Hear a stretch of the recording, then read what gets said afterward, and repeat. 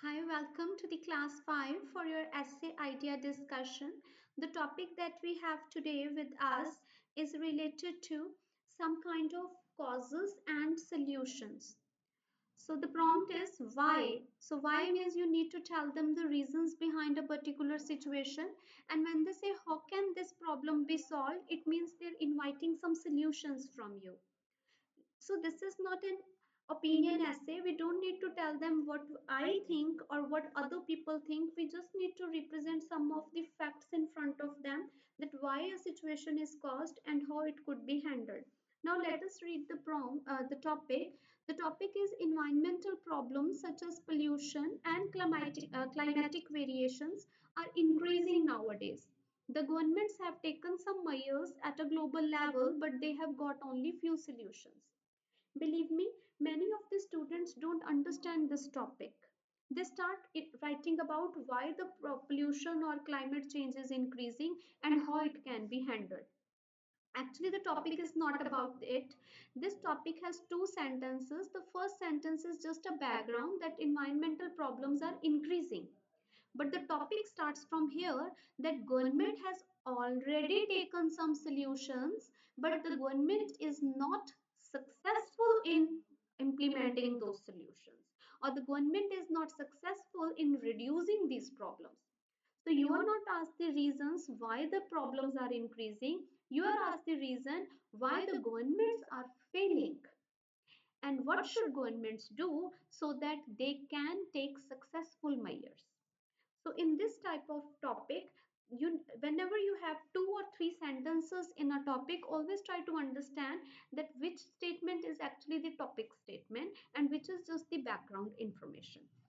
So for this essay, the first line is just a background information. You have to write why governments have got only few solutions. Few means almost no solution. Government is trying, but they are failing at it. So the cause is that the whatsoever solution the government is making, the policies are not implemented at the grassroots level.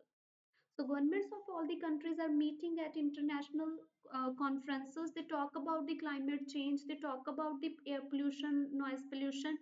They make some goals like carbon footprint goals, but then they don't communicate those policies and those strategies to the public of their country.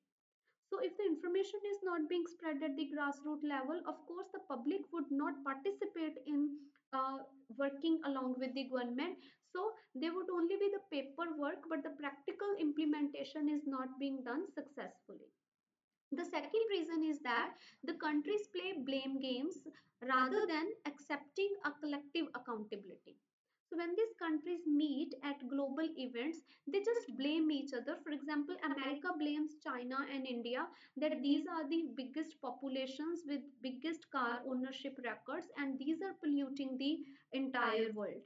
However, these countries blame the America and the other developed countries that the industrialization first came to the richer countries and they started the pollution and all, and the other countries are just following their footsteps.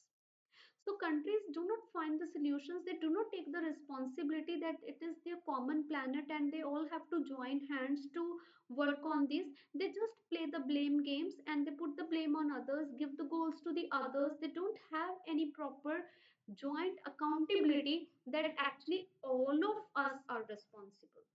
So because of this kind of attitude, these governments are not able to get any successful measures or any successful solutions in order to fight these environmental problems. In the solutions paragraph, you of course would say that joint efforts of public and policy makers are required. The first cause was that government is the public is not being involved, right, and the policies are not implemented at grassroots level. So what would be the solution? That it should be there at the grassroots level.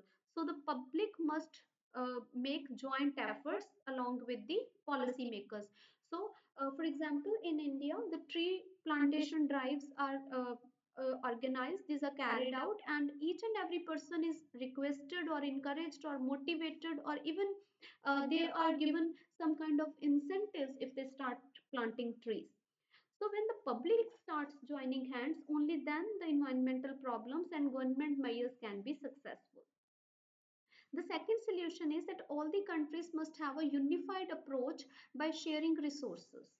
A unified approach by sharing resources is needed. Some countries have money, other countries have intelligence, yeah, other countries might have certain kind of research and technology, and some countries might have the problem. So all the countries must understand that it is their joint or common responsibility to share all kind of information, knowledge, technology, human resources in order to fight these global environmental problems, and they should be united in their approach rather than having isolated goals. Only then the countries as the whole can have a solution that can work practically. So in this kind of essays, why I have picked this particular topic, because in this kind of essays most of the students don't even understand what the topic was and what they had to write. When I ask the students to write on this topic, mostly they tell me the causes why the pollution is increasing, why the climate is changing, and how the pollution can be reduced. That was not even the topic. So in some kind of topics the prompts are easier, but the topic itself could be very confusing. So I would recommend that always read your topic 2 or 3 times before starting to plan it. Thank you. See you in the next class.